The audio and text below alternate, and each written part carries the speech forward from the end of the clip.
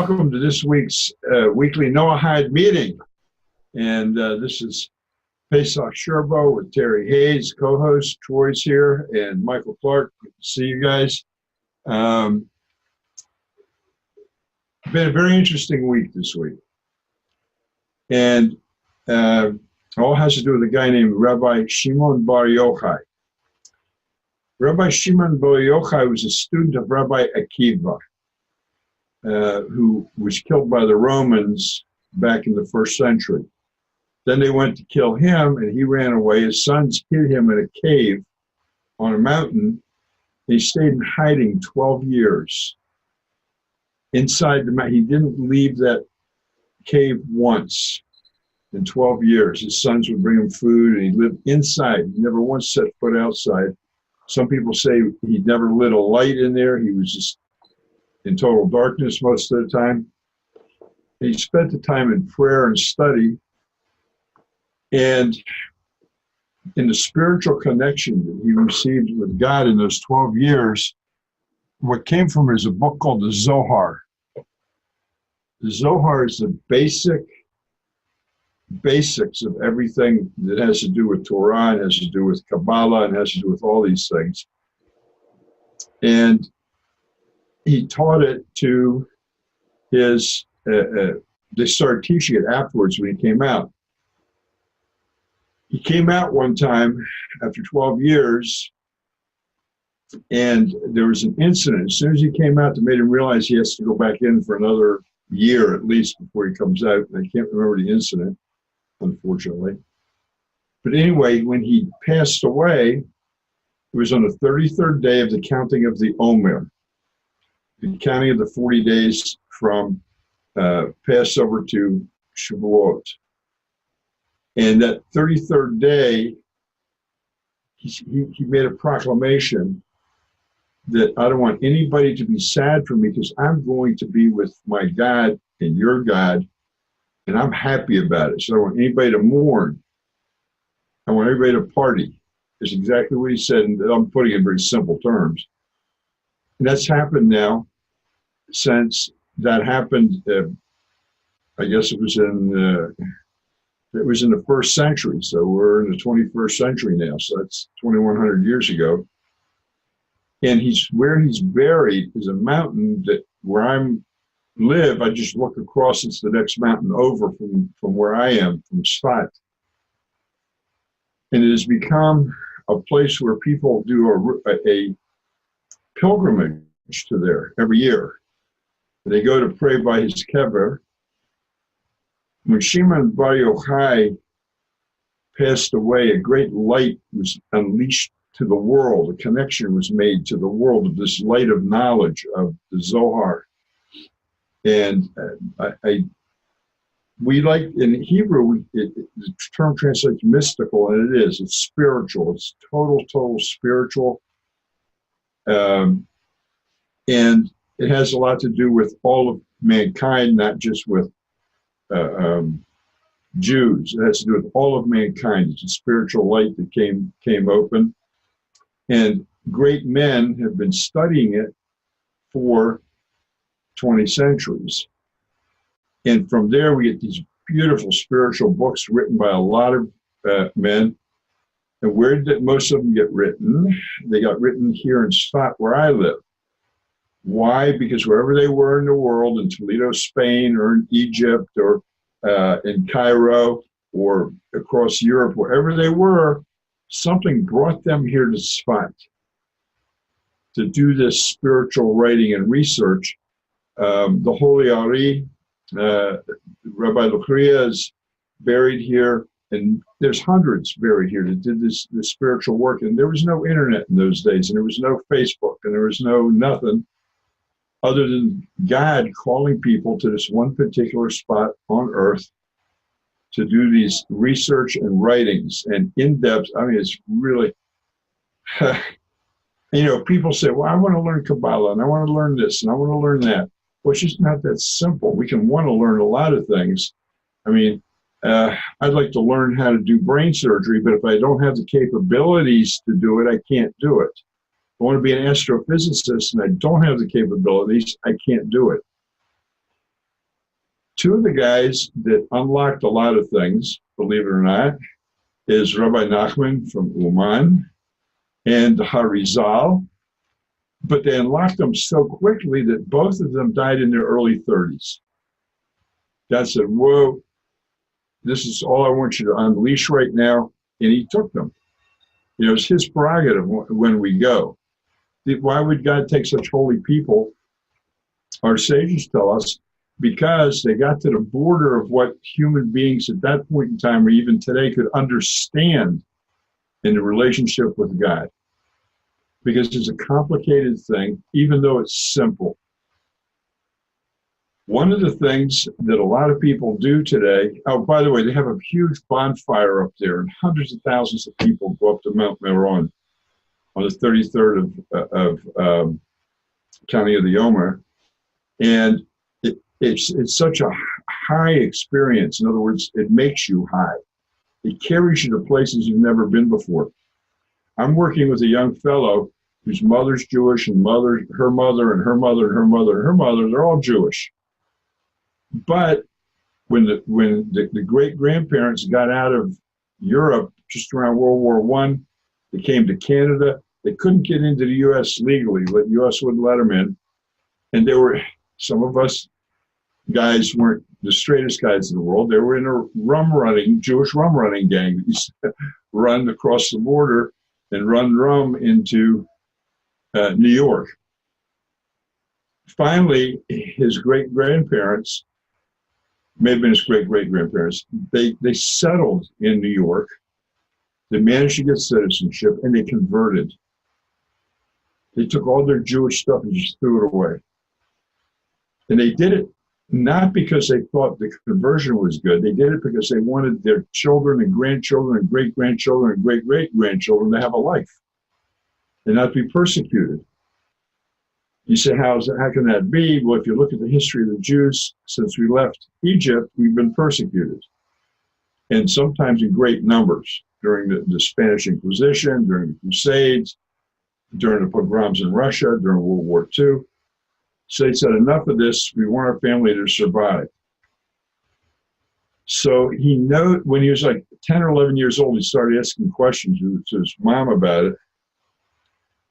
And she answered a few, and he started his own study. He's 25 now. He's here on a volunteer group at a kibbutz working here in Israel. And through different ways, him and I got in contact because he wants to go back to his Jewish roots. Well, I said to him, you know what, Charlie, you're just getting to know all this stuff and all, but do yourself a favor, wherever you are in Israel, hitchhike up to Meron it's Thursday night or Wednesday night. And he did. I just got off the phone with him a couple hours ago. He said he hasn't come down yet from the mountain. I mean, he's home where he works on the kibbutz, but he says it was such an unusual and spiritual experience. He never expected it. You got hundreds of thousands of people. They're all together for one thing. He says it was amazing. You didn't have to be afraid of anybody. Nobody raised voices. It was just a group of people that huge, talking, studying, singing. Of course, they fed them all, and praying. And it takes you on a spiritual high. Shira, the first time she did it, my wife, she just couldn't believe it. She talked about it for like 6 or 7 months afterwards. It's a huge experience. And what this experience is when you connect with God in the way that God wants you to connect with Him, it's like a high. There's no greater high in the world. And it doesn't make any difference if you're Jewish or not Jewish. You connect the way the Creator wants you to connect, and it's just a fantastic, fantastic thing. So that's why I was busy this week. We didn't really prepare a topic, but we're open for some questions or just to have some general discussion. One of the questions we got for showtime was, can you go dumpster diving? That's a good question because there's the laws against theft. And actually, if it's on public property or it's on a street or something, sure. If there's something there you can use that somebody else threw out, you're allowed to take it and use it and refurbish it, even fix it up and resell it. You're allowed to do all those things. People didn't want it, so for whatever reason they didn't want it, got rid of it. And so it's okay to recycle, reuse what is out there. One of the things that, recycling, we have recycling in Israel, but not everybody follows it. And different bottles have, like a Coke bottle here, a plastic Coke bottle. When you buy a Coke, you're paying equivalent of 10 cents in America, but here's 30 agorot deposit on the bottle, and nobody takes it back anywhere. Where does it go? In the dumpster. We have people that go around collecting all those bottles, and they collect cans, and they collect things, they turn in for money, and they're either doing it for a charitable organization or they do it for their own family. Any of that stuff is legal. It's okay. It doesn't do anything. This is what God wants, is to repurpose things. So that was just one of the questions we had this morning before we got started.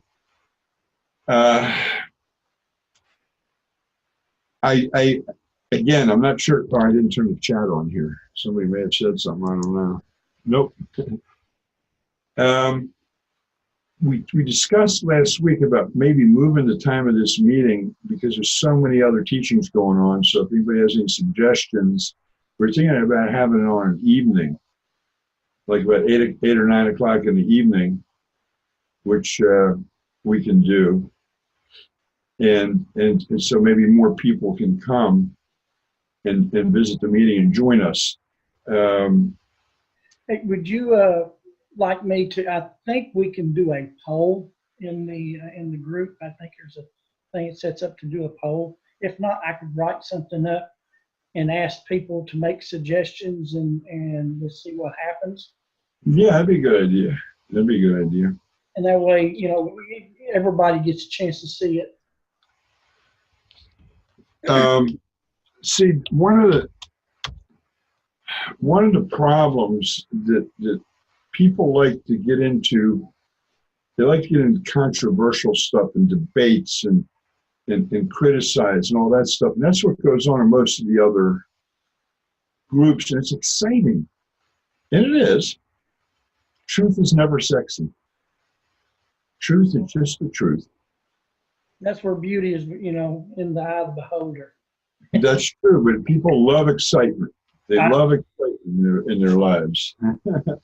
So and they like to be able to say, "Oh, I'm right and this person's wrong," and all that kind of stuff.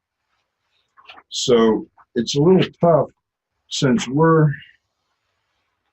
in a situation here where we're trying to lead people down a path. I saw a post in one of the groups out there. A young man says, "I'm so frustrated, I don't know where to turn. This one says this, and this one says that, and this one complicates it with this, and this one says the other thing. I don't know what to do." And he got about 18 or 19 different people giving him 19 different comments on what he should do. And everybody's like, "Well, yeah, okay, you said that, but I'm going to tell you something better." And it's kind of a little bit of a confusing thing. Look, to adopt the path of B'nai Noach, a person must, at the very least, follow the 7 laws of B'nai Noach. But you know what? Most people don't realize how simple that is. It's nothing complicated.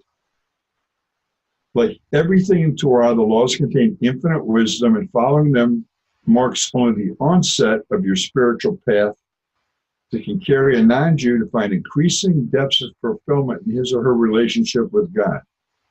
To uncover some of this inner wisdom, we're going to explore some of the things in this chapter. And I'm reading from a book called Kabbalah and Meditation for the Nations by Rabbi Ginsburg. I forget, it comes out backwards on there. All spirituality and all mysticism originates in faith. A person can live life completely committed to following God's commandments, yet still lack faith in God. And there are people that do that. This may appear as a lack in belief of God's goodness or in God's competence. or in God's providence. Faith and trust are the building blocks out of which relationship with God is built. Thus, it is essential that the B'nai Noach know that what the faith of being a B'nai Noach entails. Now, this statement that Rabbi Ginsburg points out, faith and trust are the building blocks out of which every relationship with God is built.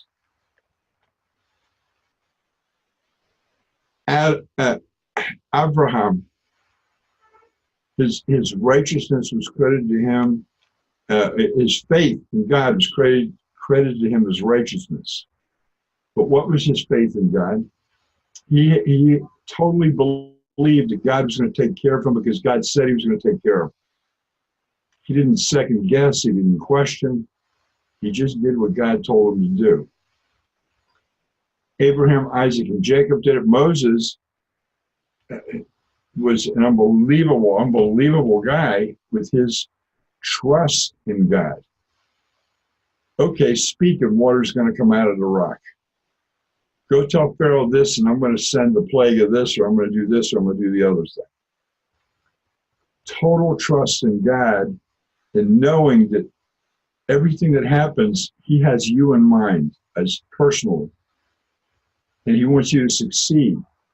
But there's a way you can take it by not taking it as total faith and trust in him.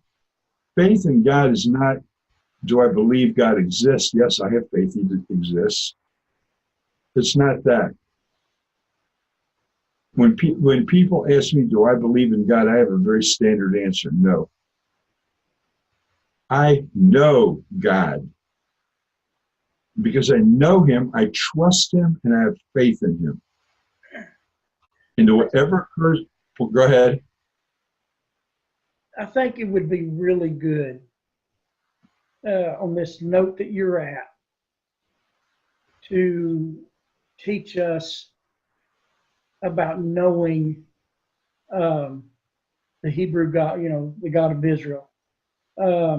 The young person, or the person that you're talking about that was in that other group asking that question, I've actually been in personal contact with him, and he's been sending me questions, and he's still carrying baggage over. He feels God's angry at him. He's got that Christian angry God syndrome going on in his mind, that he feels like he's let God down, he's made mistakes, God's mad at him, and all of this stuff. And I've been trying to direct him, toward the conversation God had with Cain, the 7 laws.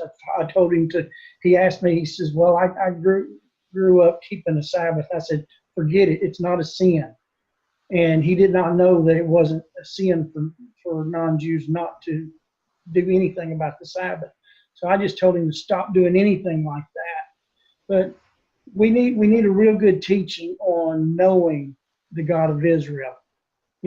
There's so many still are carrying the baggage of this religious idea of who God is. We need to be told who he really is, because we've been mistaken by what we've been taught, and we need the correct teachings on who God is. Okay. That would be really good for us. Well, let's start with last week's Torah portion, the last portion in Leviticus, where we have the blessings and curses, everybody says, that God's going to give you. I'll bless you if you do this, and I'll curse you if you do that. Which sure looks like you got a God that, he's a vengeful God and so forth. But when you read what's there in Leviticus, it's not like, okay, he tells me, Pesach, you sin, so I'll give you a case of measles. It doesn't work that way. He says, okay, Pesach, you need a little bit of correction. I'm going to take away your covering for protection against the measles. In other words, you remove your covering, your protection. His hand, he says, okay, I'm not going to protect you anymore for this thing. You're going to learn to know who I am, because I can protect you or not protect you. I can back away from you like you back away from me, and let you feel it for an instant, and then come back when you decide you want to have a relationship with me. It's kind of like I don't know if anybody's been in a situation with their parents where they say, okay, well, I don't like you, what you did, you stayed out too late, so I'm taking the car keys away. They didn't curse you. They just took something away from you that you were using that you can't use anymore. The minute you make up with your parents, what happens? You get the car keys back. Israel has been that way with God over all the centuries, the millennium. If we do something and go down a wrong road and he does things first in the beginning to try to correct us, and then we don't get corrected, we don't correct properly, he will take a covering away from us. When the Israel divided with Jeroboam and Rehoboam, after we were warned many times and many kings came up in the northern tribes in Israel, he sent Shincharav, the king of Assyria, and told Shincharav, I'm taking the covering away from the northern tribes, take them, put them into exile. Don't kill them, just put them into exile. And they're going to learn a lesson. And that's what happened. Now, just for your information, this was 40 years or so after the story of Jonah when this happened, when God sent the Assyrians in.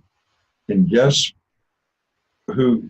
Sennacherib was the king of Nineveh, yeah, Nineveh, Syria. And then we get that, then he says, goes to Jerusalem and says, see, your God took your coverage away. I'm going to knock down the walls of Jerusalem and take Jerusalem. So God said, okay, did something that I didn't want you to do. So then he said, Ahasuerus to destroy Nineveh and take over all the Jewish stuff. See, God is, he doesn't, it's not a punishment, he just takes covering away. He's not going to, he doesn't come to you and smack you in the face. He doesn't say, oh, you're a bad person, so this and that's going to happen. But the point is, whatever happens in our lives, we have to know, how does a Jew know God? How does anybody know God? For a Jew, it's a little bit easier because we spent 40 years with him in person in the desert, being taught by him through Moses.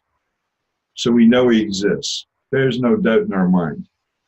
We know he's there. But how does somebody hear me in the 21st century or 20th century I was born?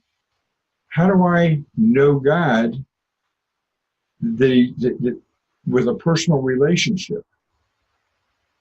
Well, I was raised in Reform, which doesn't help you get that information. The only way I got the information personally was by starting over and reading the Bible from Genesis and knowing that this is not a fairy tale. This is about an actual being, God. Well, he's not a being, but I have to call him that so we can talk about him. And everything done here, he did. And then you've heard me say this before, I started looking for every time he hurt somebody.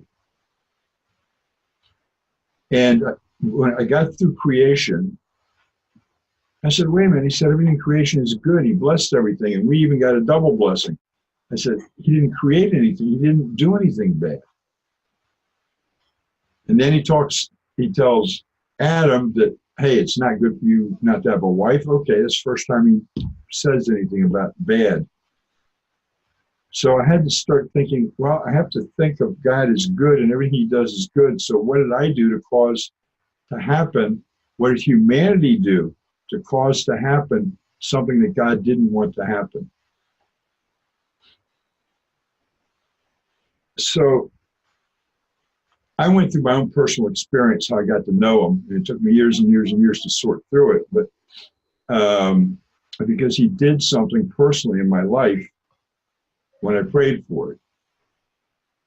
But I didn't realize at the time that I all of a sudden had that connection. I knew him in that way. It's an amazing thing. there's a joke about the guy that he's running around the parking lot trying to find a parking space so he can get into the doctor's appointment on time. And he says, "Oh God, please give me a parking space. I need it right now. I'll be straight. I'll be a good guy. I won't do all these bad things anymore. Just give me a parking space." And as soon as he finishes saying it, the guy 3 cars up pulls out of a parking space. He pulls in, and as he pulls in, he says, "Okay, never mind, God. I found one on my own." How often do we do that to God? How often do we do that from God? We don't realize that when you ask, he does. A simple little thing like a parking space. And then he says, "Okay, never mind, I promised anything, God. I don't need to do that." Every human being has a connection to God. And I think, Terry, what you're asking me to do is that I'm going to have to do I'm giving you kind of off the cuff right now because I want to bring you some real deep information about knowing God. And it's developing a relationship just like you do with anybody else. 6 months ago, none of us in this room knew each other. But we got to know each other, and we've developed a relationship with one another, and we know who each one of us is. We know who Veronica and Devorah and Michael and Troy and Terry and you guys know who I am. You don't have to believe in me. You have to know that I'm there. I just think it would be a real good topic, especially for those, well, not really, I mean, really for those new coming in and, and learning the 7 laws, but those of us that's even been around a while. Right. There's a lot we still don't know. And it's a topic that, since you got onto it today, it feels like it'd be a real good topic. Yeah, well, I'd like to bring some really heavy information in, which I've got in my head, but I can't quote where I got it from. And I want to be able to hand it to you. I mean, knowledge is this. Knowledge is when when I talk to some people, I get this, well, show me where it is in chapter and verse. You know who those people are. But that's not what knowledge is. Just because I have a friend, well, may his soul rest in peace. I grew up with him. This guy read a book. 3 years later, I can ask him about the book. He says, "Oh, you mean such and such a book?" And I'll say, "Yes." He says, "Well, on page 13, paragraph 3, it says da da da da da." He remembered everything. His mind was unbelievable. What he couldn't do was walk across the street without something happening to him. He didn't have horse sense, is the only way I can say it. Knowledge versus wisdom and learning from experience, exactly. Having knowledge is not the same thing as having wisdom. Having knowledge of something doesn't make it okay. That you can do it or you can use it. If you don't think about it, put it together in a form of wisdom. So what happens is, and Terry said something a while back, he said somebody connected some dots in different things. Well, I've been doing this my whole life. But sometimes you connect the dots, you get the wrong picture. Then, yeah, common sense, that's a good word for it, Devorah. Sometimes you connect the dots because you're trained to connect them in a certain way. But if you stand back and say, wait a minute, maybe they connect a different way. Maybe there's something different here. I can see if I connect them a different way, maybe a different picture is going to come out. When you start getting pieces of knowledge here and here and here and here and here, and then you say, wait a minute, I know about this and this and this, and all of a sudden you start connect things together in a very logical, and everything's logical with God, manner, so that you get to actually see the truth of the matter, and not what you want to see, but what God wants you to see. Changing a person, if you change your perspective of how you look at something, it'll change your whole life. it's, when I go to Jerusalem and I look at I'm outside the walls on a higher elevation over Talpiot or something. I look down and I see that gold dome sitting there, and I get all upset. The Dome of the Rock thing, what's it doing there? But when I go down to the wall and I stand where I want to stand, I don't see it anymore. And I get this feeling of relief that I don't see it anymore. All I do, it's still there, but I just change my perspective of how I was looking. So this is what we all have to do in a lot of things that we learn in life. We have to learn that in order to know God, we have to know ourselves. We have to know that the 7 emotions that we have, and our emotional traits, are connected to our heart, which is connected to our animal part of our body. We have to know that God, because we're in his image, had a different idea how he wants us to use these emotional traits. And then we have to learn it. And when it comes from the heart, it's usually all about me. I get mad at somebody because it's all about me. I get upset, I get jealous, I fight with somebody, I go to war with somebody because it's all about me.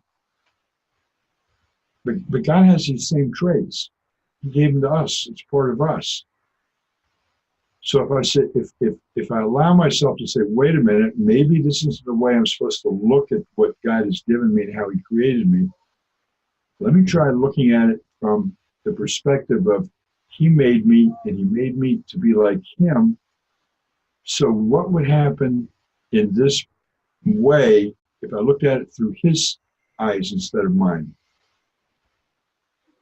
When you start looking through his eyes, you see things a lot differently. You find out that when you say something hurtful to someone, you're saying something hurtful to God. Because that person is made in God's image. When you smack somebody, you're smacking God. So before you do something, you say, well, wait a minute, what should I do instead?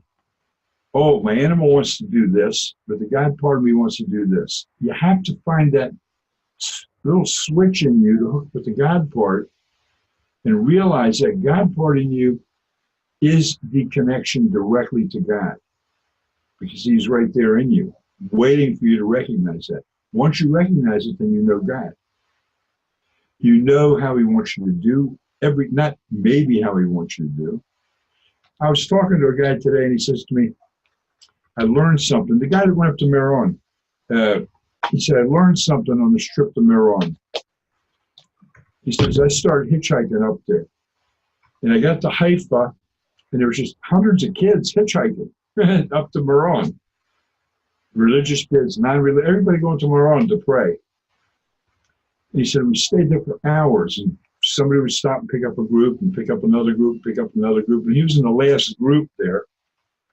And the guys, and some of these were yeshiva students, some of them weren't. And they're saying, well, okay, we're not going to get a ride. Let's give up. Let's go home. Let's go. And then they talked together and said, no, is this what God wants? Or does he want us to stand here and stick it out and do what he wants and go up to Meron? And they prayed and they sang and all this kind of stuff. And somebody picked them up, the whole group, and took them up to Meron. So he says to me, he says, I realized something. Excuse me 1 second. I'm going to take a quick call. Hello? Ken? Me? כן, אני צריך להתקשר אליך בחזרה ב3 שעה, אני באמצע שיחה ועידה לחו"ל. ביי. Hello, David, how you doing? Shalom. Shalom, shalom. We're going to talk about Memorial Day in a minute, but what we're talking about is these kids decided on their own, sitting there on the side of the road, oh, it's so good to pray. But if we're going to pray, we got to do something to make the prayer an actuality. We're not going to sit here and wait for God to do it for us. So they stuck it out and they stayed there, and they finally got the ride they wanted to go up and pray at Meron, at the tomb of Rabbi Shimon Bar Yochai. But what he said was, I learned I've never felt it in my life before. And he grew up, a Jewish boy grew up as a Christian, by the way. You don't pray and ask and wait for God to do something. You have to be active. If you want something, you pray for it and then you work on it. And you get it done. And he says, I felt God's presence closer at that point in time than I've ever felt in my life. He's 25 years old. And this is how you get to know who God is. But you have to be the one to take the step forward. Even that you're questioning about, should I know God? How do I know God? That means God has already done his work. He's aroused your interest. Once God arouses you, you then have to turn around and do something back. You have to reach back up. Very interesting thing that the Rabbi Schneerson says, and Steve Freeman has a great book called Bringing Heaven Down to Earth, and that's our job, to bring heaven down to earth, not to end up in heaven somewhere, which there is no such place as that.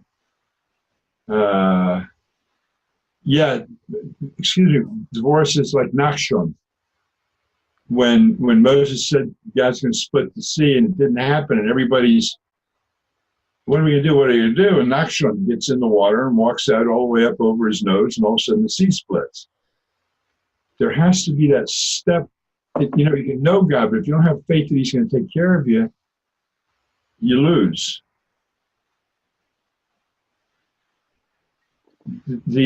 To know him, a lot of people say, well, I know who God is. I'm going to pray to him. He's going to give me the lottery, or he's going to make me well, or he's going to do all these other things.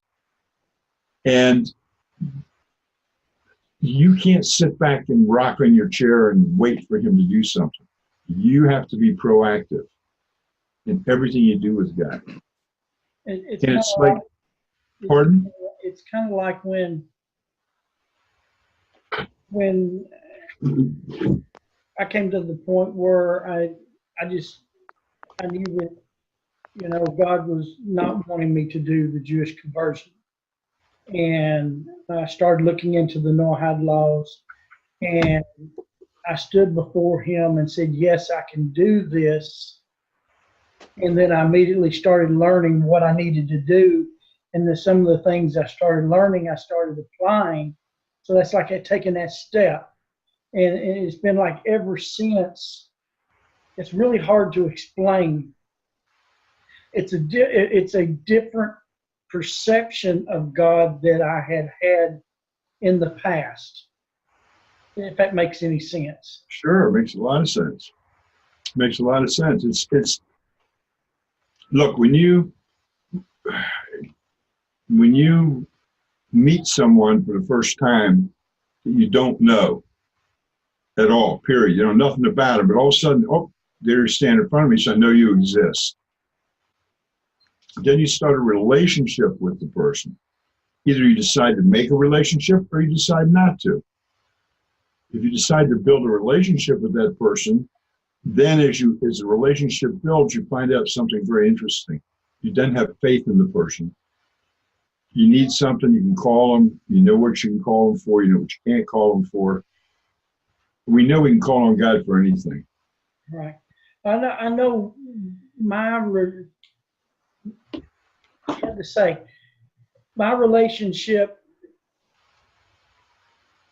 I know it was already existing, but it really began when I started keeping the 7 laws. It's hard to explain. It's like like you're saying, when you first meet someone, you really don't know the person. And I'm just going to say that was my experience when I was studying conversion.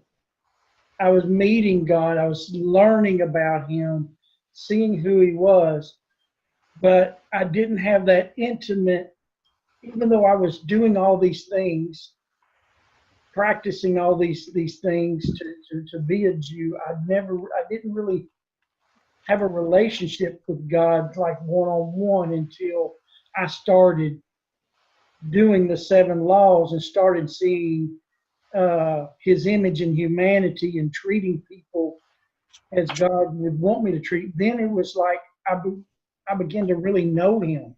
And every time my action towards someone was right or positive, it was just like there was a heightened, like, all of a sudden, it's like, he picks his head out behind the tree and goes peekaboo, you're closer, you're seeing, and so it's like every time I purposely ponder the 7 laws and apply them in my life, I get to know him a lot more, and the relationship is a lot more. I'm having a hard time explaining that, but that's good. I think you're doing pretty good. Look, it's when you go back, the biggest problem people have is they don't want to let go with what they already know. Oh, that's one of the things that it's like when I quit trying to have a relationship with God through religion. That's the point I was wanting to get to. When I dropped the religious, my religious chase after God, is when I actually began my relationship. That's a good observation, because religion is not God-made, and we got to be careful about this and about idolatry, because God wants that personal relationship with you. He doesn't want it dressed in something else. And all he wants you to do is get a perspective of who you are and who he is. The 7 emotional traits that make up the human being is who God is. But we take it into a level, well, let's put it this way. When we are born, we're born in his image. And when a child is born and is growing up, you can go to any day school, nursery school, first grade, second grade, you see something very interesting. This soul that has predominance in the child is the animal soul. And why is this? Because it's the first soul the body receives. And it says, this is my house. I'm moved in. I'm in control. And if you go to these nursery schools and you go to these daycares and you go to these, what do you see kids doing? Depending on what age level they're at, somebody's playing with something, they go and grab it away and walk away, and they start playing with it. If somebody comes to take it back, they'll smack them in the head. This is not learned by anything. This is simply those 7 emotional attributes taking control of the body. The godly soul enters a human being on the 8th day. Now, there's all kinds of reasons why it does. The essential thing is you can't even let an animal be slaughtered or kill it to eat until after the 8th day. Why? Because there's certain hormones inside the body that change over during those first 8 days. It's all defined in various books that I couldn't begin to understand. I just know the outcome.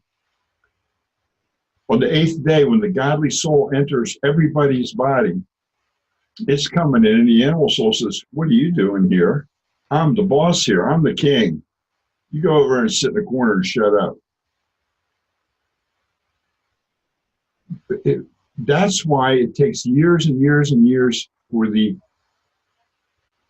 human being to learn how to control the animal soul and let the godly soul have its say. We all have knowledge, wisdom, and speech that comes from the animal soul. We also have it that comes from the godly soul. And it's a question of which one are we hooked up to. And it's easy to tell. If you look at a person, road rage comes from the animal.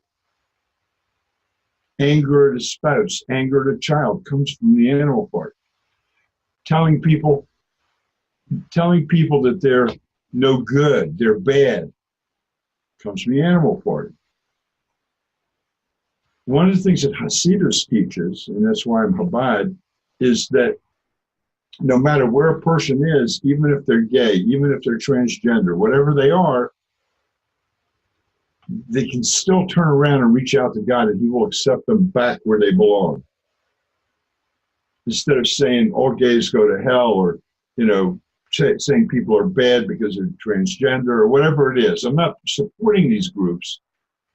But what I'm saying is, at any point, these people can suppress their animal soul and allow the godly soul to come into play. So we all have Chochmah Bina Dat, wisdom and knowledge and all that from our animal soul, and we have it from our godly soul. Our whole life, our animal soul is telling the godly soul, what are you messing with me for? I'm the king. I was here first. You're a usurper. You came in now. So yes, nefesh and neshama, that's exactly right. The nefesh, the animal part, and the neshama, which is the godly part. And there's higher levels, but for most of us, those two are just fine. That's where we are. The point is, we have to recognize we're operating on an animal level, not on a godly level.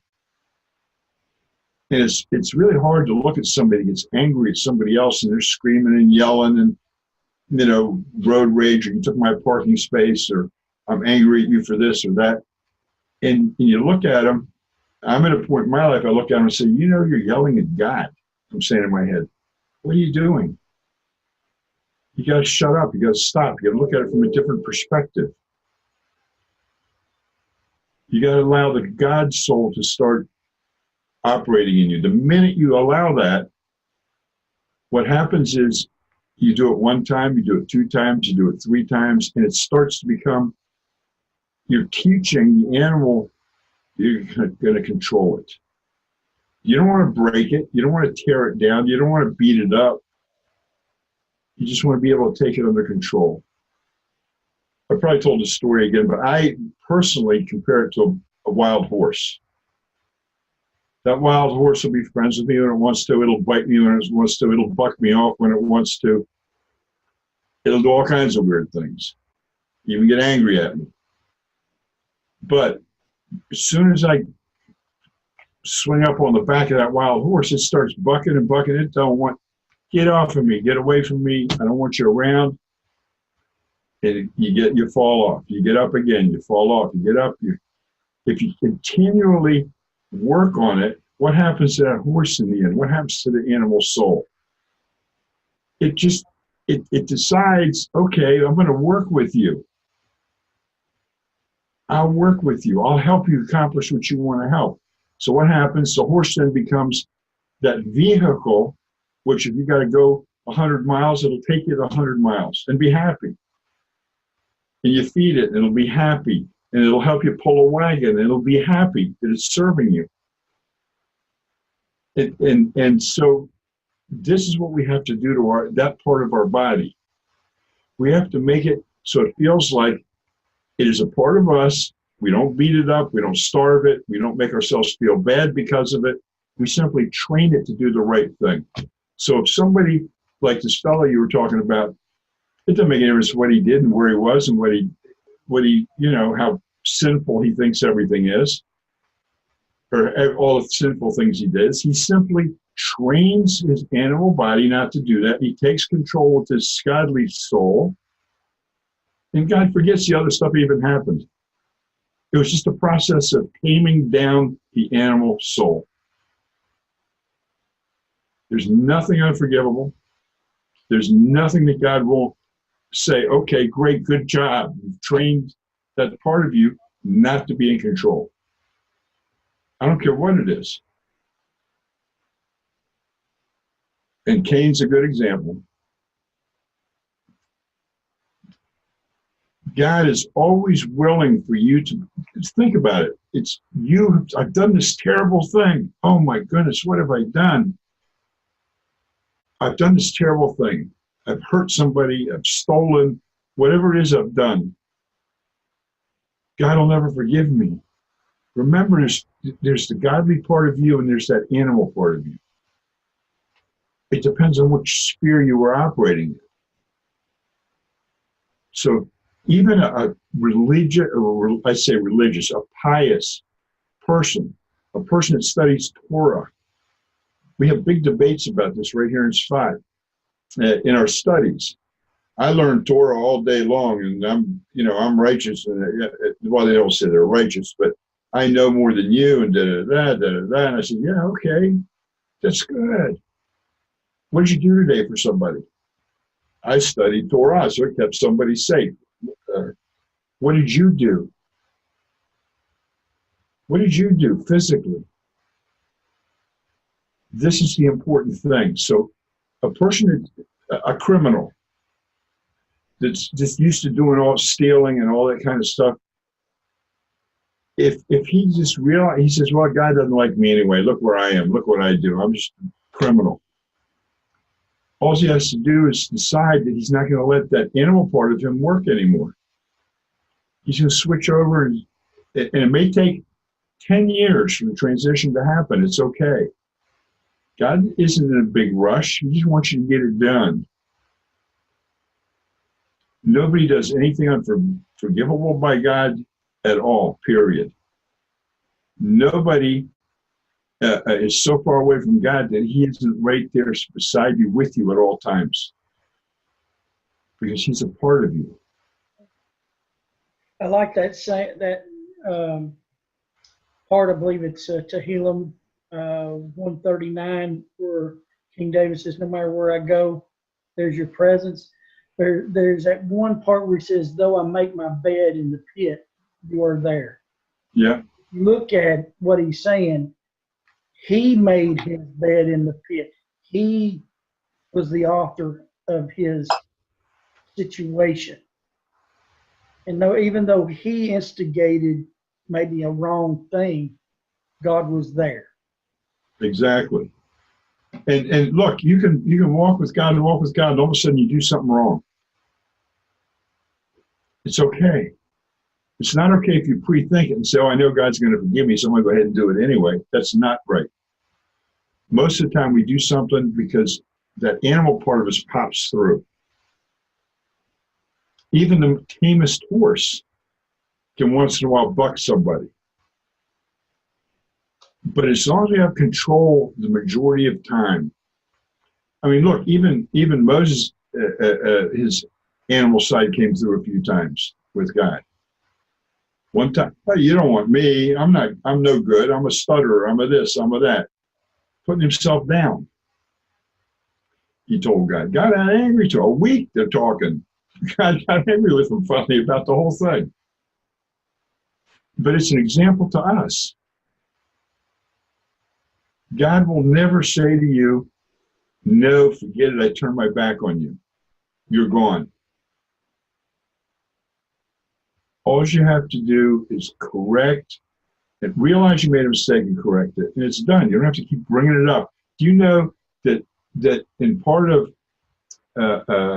actually it's in Rambam, we can't say to somebody, boy, it's really good God changed your path and brought you around to the right way. Why? Because we're actually hurting that person. We're not allowed to say that. Even if we think, oh, wow, I got to compliment this guy. Look what he did. He came from over here, came over there. We're not even allowed to remind the guy about it. Job's friends, what did they say to him? Wow, has anybody ever perished that was righteous? Everybody does something wrong, so you did something wrong. They assumed he did something wrong to God, And that's why he was being punished. In the end, that wasn't the reason. The whole idea about Job was to give us a picture of how people treat other people. Not how God treated Job, but how people treat other people. Well, it's like with conversion, they're not permitted to remind the convert of his past for 10 generations. That's true. It's funny though. There's a lot of converts here in Spot, and they're all proud of it. Well, no, I know the convert reminds himself. I'm just saying, the teaching goes that, you're not going to harm a convert by reminding him that where he came from. That's true. For 10 generations. So you think of, I've thought about that, when I was doing my studies. But there's probably a lot of principle there that we can learn from as well in where we're at as Noahides. Right. It's anything that's hurtful to anybody, you can't do it. But no, that's a good comment you made there. But I want to bring something up real quick. Let me just get another screen going here so I can get it real quick. There's a book called, I don't even know how to translate it, Hayom Yom, The Daily Day. And it is quotes from the Alter Rebbe, the Frierdiker Rebbe, from the Baal Shem Tov sometimes. And it tells us, it just gives us a little thought, something to think about every day. Today's Yom Yom is this. Every person must know that God, through his individual providence, gives each person the ability to bring God's supernal will from the potential state to the actual state. This is done through fulfilling the mitzvot, strengthening Judaism, and through learning Torah, and at all times and in every place. But all depends solely upon one's work, what you do. Now, let me just read it again and give a few comments. Every person must know that God, through his individual providence, gives each person the ability to bring God's supernal will from the potential state to the actual. That means you, each one of us, God will give through divine providence. I don't know any other way to put it. Maybe there's a better way to explain it. I don't know any other way, but God actually arranges for you to do this. This is the only way I know how to put it.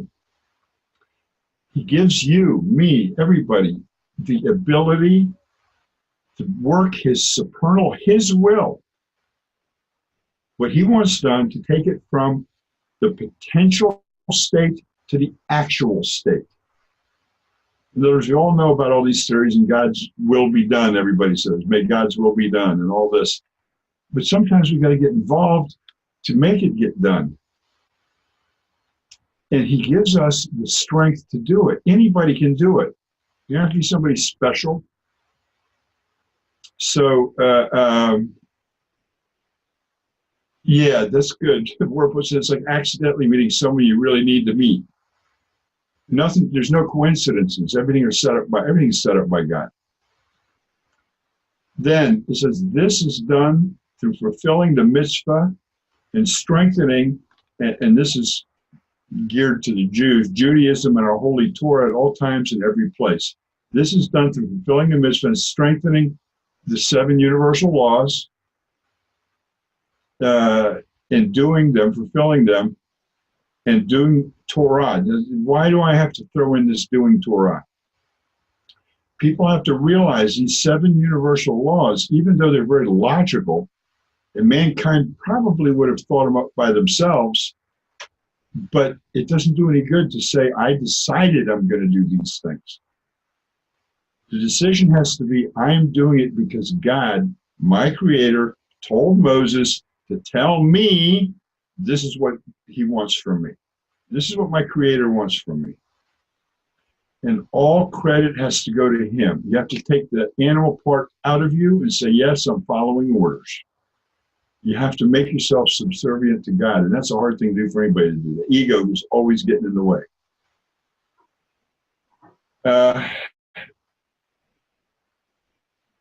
But in the end, it all depends solely upon one's work. I'm going to get up this morning. I got all these good intentions, and then I go out, and first thing that happens is I get in an argument with somebody, bumps into me on the street or whatever. Where did all this good intentions go to? I got flushed down the toilet, and God's supernal will didn't get done. Every time you do something that fits into the animal side of you, there's a simple, some people may take offense, but I'm going to talk about it. When you eat, we're always taking another bite because it tastes good. And another bite because it tastes good. We don't say, well, I had enough, and you just push it aside. That takes will, and that's doing God's supernal will. But when we eat because we like the taste of it, it shows, and it goes into other parts of our things we do. We do it because we like it, not because God, even things that are permitted have limits. This was one of the greatest battles most of the righteous and the sages had, and they read about it all through the Jewish writings. They learned how to limit themselves in the permitted so that they didn't overdo and get it into, like it became, somebody likes banana cake. He's eating banana cake all day long. It becomes that the animals. I hope I'm explaining this clearly enough. I'm not sure. But everything depends on your work. Work. And it's all work. Man, I get up, my alarm clock goes off at 5:30 in the morning. I'm saying, nah, I can't be.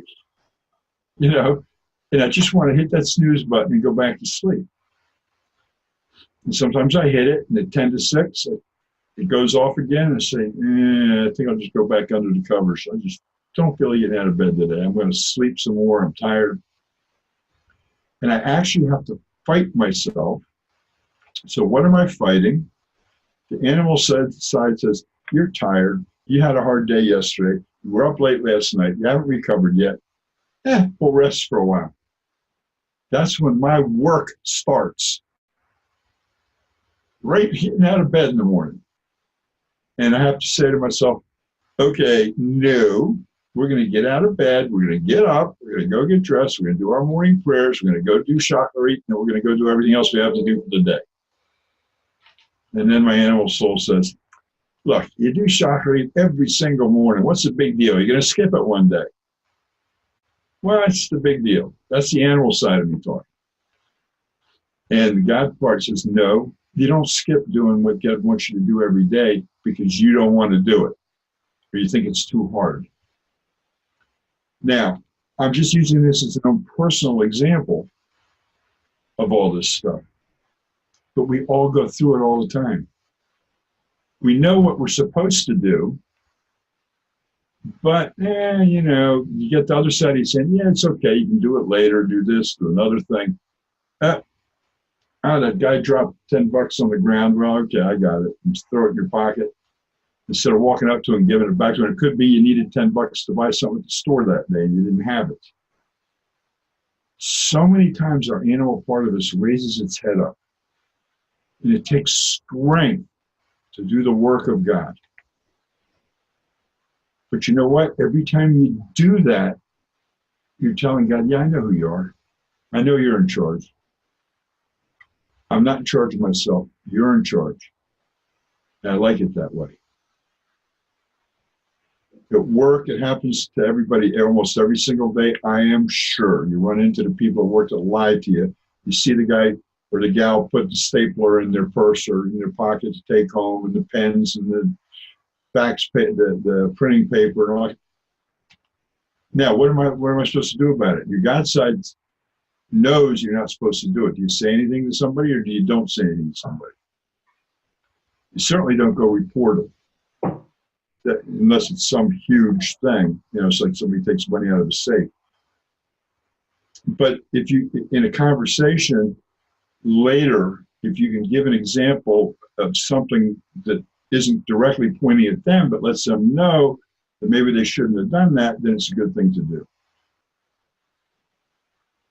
But you have to have control over the bucking bronco in you.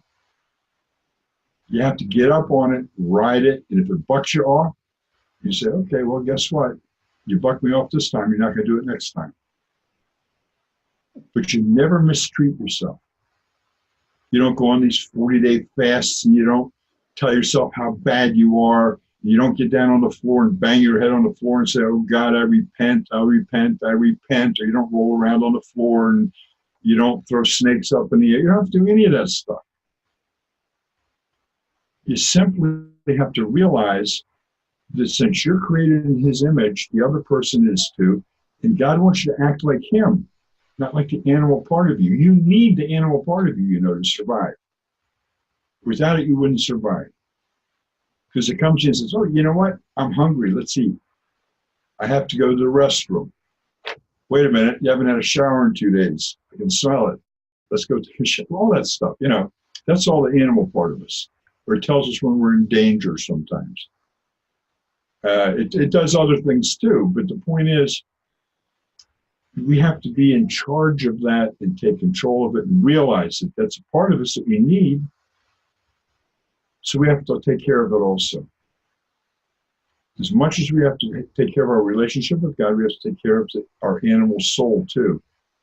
That's what makes us procreate. That's what gets us married. That's what has us raise children, all that kind of stuff. That's all animal part. The God part tells us how to do it. So as you do each thing, you get to know God better. But you know him. You don't have to believe in him. But you do. In the end, we'll have faith just like Abraham did. Faith that he's going to do what he says he's going to do for you. That's what faith means. The word faith in Hebrew is emunah. Emunah, it's a very sore translation, translating it to faith in English. Because someone that has a lot of meanings, but it doesn't mean blind faith. It does have to do with doing something, practicing something, walking some way. A coach is a ma'amen, which comes from the same word emunah. A coach is someone that teaches you how to do something. L'tamen is to practice every day. Like if you go work out in the gym, you practice baseball, you practice your painting every day, you practice playing the piano every day. You are doing every day the thing you're supposed to do. So emunah is simply doing what God's telling you to do on a regular basis in the proper way. That's faith in God. And you don't have to believe he exists, you can know he exists. The whole idea, and Terry's been talking about it, and David and Michael, but the Genesis walk is a good idea. But we don't want to take it on a level that it's something different or it's different than what God's teaching. It's just another way of putting the exact same thing that God has told us that we're supposed, in Genesis, perfect example. With Enoch is a good example. He walked with God and God took him to be with him. He's one of the 2 characters in all the Bible that never died. God, because Methuselah walked the 6 laws, God took him out of the way before the flood. He waited till Methuselah's time was up on earth and took him to be with him before he even allowed the flood to happen, because he didn't want Methuselah to have to go through it. Noah had a lot of emunah. God downloaded the plans to build the ark into his head, and he built it. It took him 100 and some years to build it, and he built it. But he was faithfully doing something every day. He planted the trees. He cared for the trees. They grew. He cut them down. He cut them. He put them together. He put the pegs in them. He put pitch on. Emunah. He was faithfully doing what God showed him to do. Seth started teaching it. Listen, if you do what God tells you to do and you do it every day and you do it purposefully, you're going to have a good relationship with him and you're going to learn what he wants and what he doesn't want. There will never be a flood again. Not because God promises, because there will be no need. And Seth taught Abraham, Isaac, and Jacob. And it's just Abraham on his own realized who God is and met him on God's terms, not on Abraham's terms. And God slowly started showing Abraham what he wanted him to do. They showed Isaac what he wanted him to do, which was an addition. And Jacob got more additions. And then we got a whole bunch of additions when he came out of Egypt. So it's pretty darn cool. So just the learning and knowing who God is comes from you, not from God. You have to open yourself up to him. Amen. Amen. Let's see.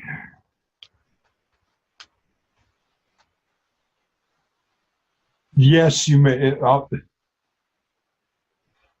Anything that Deborah is asking, can she share your blogs? I'm going to answer for her. Yeah, share them everywhere. Yeah, anything I write's public, so if you want to share it. Okay, Michael, see you later on. So you got to get his chores done. And okay, I think we'll just wind it up here. I wanted to talk a little bit about Memorial Day, but we're running out of time, so we'll just everybody's heard the stuff about Memorial Day before. I think we had a good class today. Knowing the God of Israel is a good subject that we could probably continue on. Probably a couple of classes on. Yeah, that's all right. We'll do that.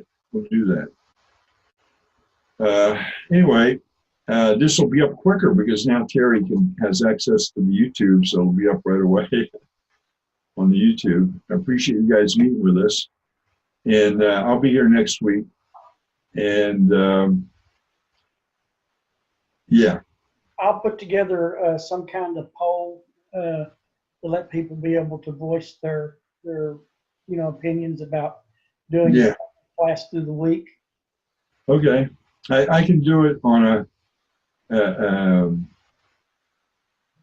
Tuesdays and Wednesdays, I think we discussed the last time was the better. Yeah, that's it. That's the better time for me because, of course, you can't do it on Friday nights. I can't do it on Monday nights. Yeah. And sometimes there's a Thursday. My wife has to work late as well, and so with we riding together, it's late time I get home. So Tuesday or Wednesday, let them choose, and what time. I have no problem with any time up until 8 is for 9 o'clock. Up at starting time. I can start at 8 or I can start at 9. Start it. Okay. So, I don't know, choose. If it's later than 9 o'clock, I won't make it to Shachari prayers in the morning because I have to get up 7 hours earlier. No later than 9 o'clock Eastern time, p.m. for you. Yeah. Okay. All right, David. All righty. Deborah, Terry, Veronica, everybody that left. See you guys next week.